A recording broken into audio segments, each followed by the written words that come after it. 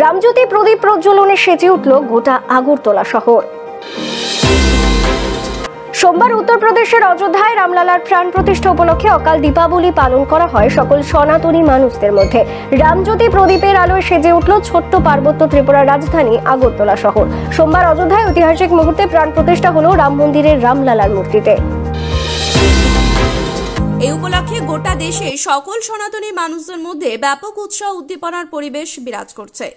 ৮৬ সেকেন্ডের মধ্যে রামলালার মূর্তিতে বৈদিক মন্ত্রোচ্চারণের মধ্য দিয়ে প্রাণ প্রতিষ্ঠা করলেন ভারতবর্ষের প্রধানমন্ত্রী নরেন্দ্র মোদী। সঙ্গে ছিলেন আরএসএস প্রধান মোহন ভাগবত। অযোধ্যায় রামলালার প্রাণ প্রতিষ্ঠা উপলক্ষে ১১ দিন ধরে কঠোর ব্রত করেছিলেন প্রধানমন্ত্রী নরেন্দ্র মোদী। ত্রিপুরা থেকে বিক্রম কর্মকারের রিপোর্ট, এক্সটিভি বাংলা। আজকে আমরা দীর্ঘ ৫০০ বছরের তপস্যার অনুসারে আজকে আমরা ফিরে রামচন্দ্রজিকে পূর্ণ আবার প্রতিষ্ঠা করতে পেরেছি। এটা আমাদের হিন্দু ধর্মের জন্য এবং সর্বভারতীয়ের জন্য একটা গর্বের বিষয়।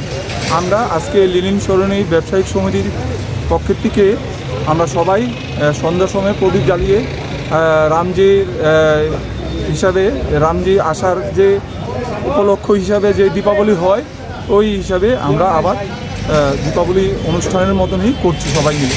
মানে আমরা বলতে পারি অকাল দীপাবলি। অকাল দীপাবলি এটা আমাদের জন্য আজকে আমার কোনো ভাষা নেই, আমি বলতে পারবো না আমরা যে কত গর্বিত হচ্ছি আর কত আনন্দ আজকে পুরা ত্রিপুরা নয় পুরা ভারতবাসী পুরা বিশ্ববাসীর যে হিন্দু ধর্মের প্রতি আস্থা